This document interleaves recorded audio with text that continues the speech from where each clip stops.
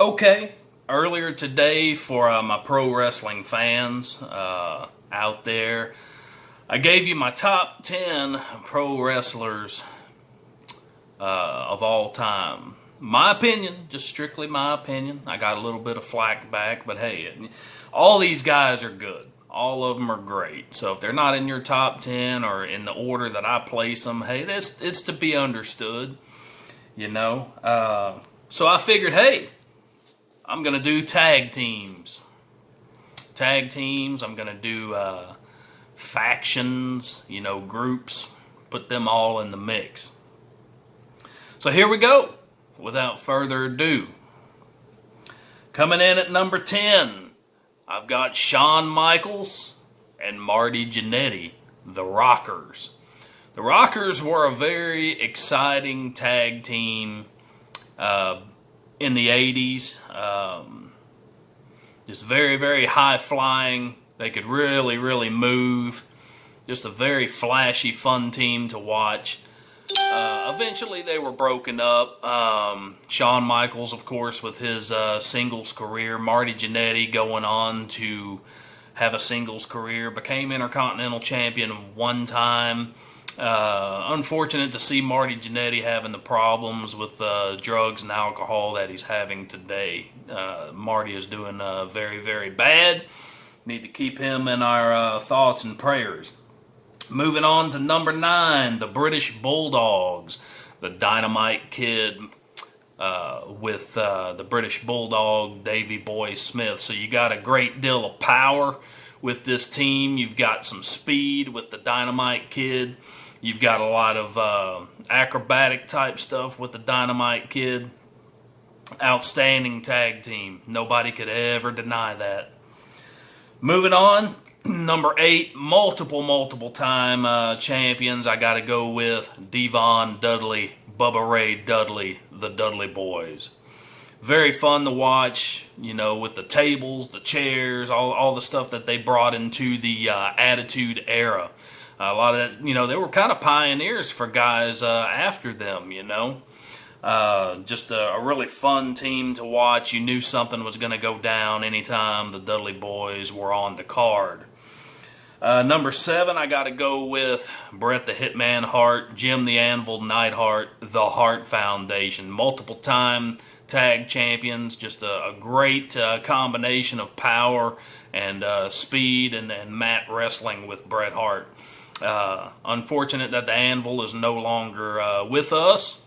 The father of Natalia Neidhart. Just a great, one of the best tag teams that the WWF ever put together. Number 6, I got to go with the Hollywood Blondes. Flying Brian Pillman teaming up with Stunning Steve Austin. These guys became best friends. These guys really, really had a good chemistry. I think this was a tremendous tag team, highly, highly underrated by many. Steve Austin with the mat capabilities.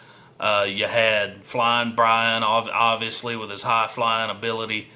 Just a great team that WCW put together.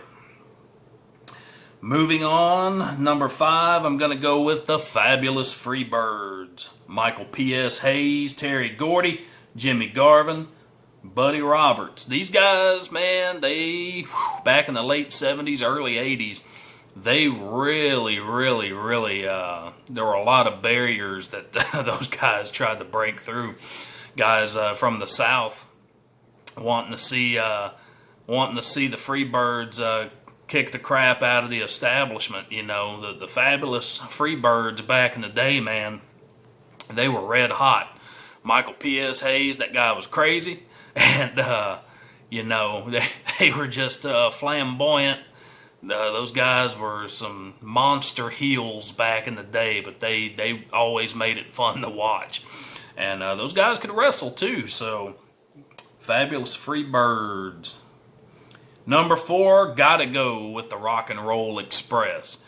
If you wanted to have some riots back in the day, you just jump on Ricky Morton and, bust him open and you're going to have some riots. And back then, back in the day, guys, all of you younger fans, I'm telling you, back in the day, man, that was it. Back in the 80s, you would have some riots. People jumping out of the stands, trying to attack people, trying to pull a knife on people. I mean, this was long before, you could enter arena. You could enter arena at that time without having to go through a metal detector and things like that.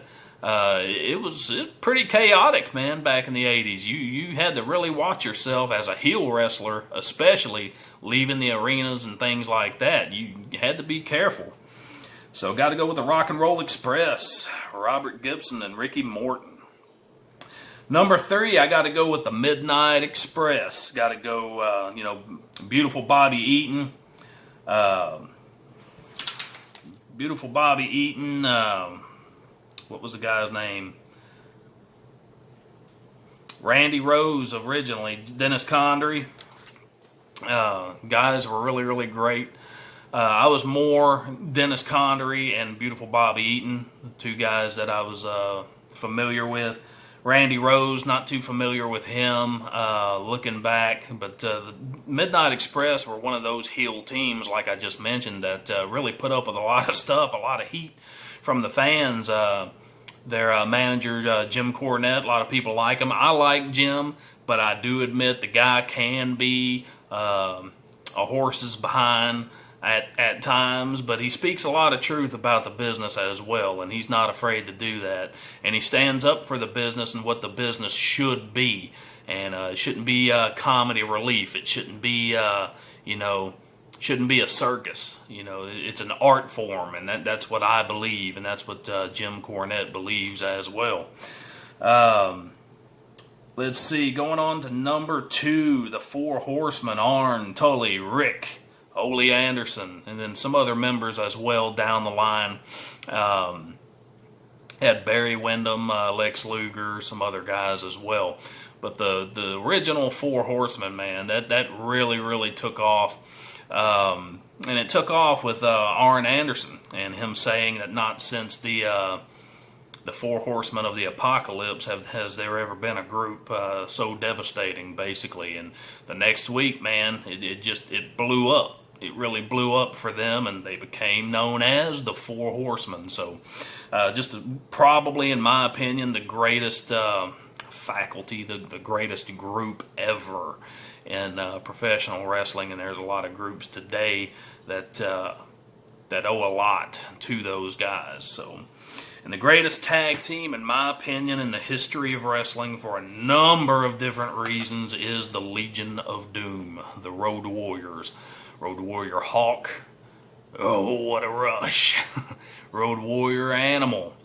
These guys, size-wise, were so far ahead of their time, it was unbelievable. At the time, you really didn't see a lot of guys that size that could move the way that they could move. I mean, Animal at the time in his prime was bench pressing over 600 pounds. You had Road Warrior Hawk with the biggest traps, just crazy looking trap muscles, all raw power.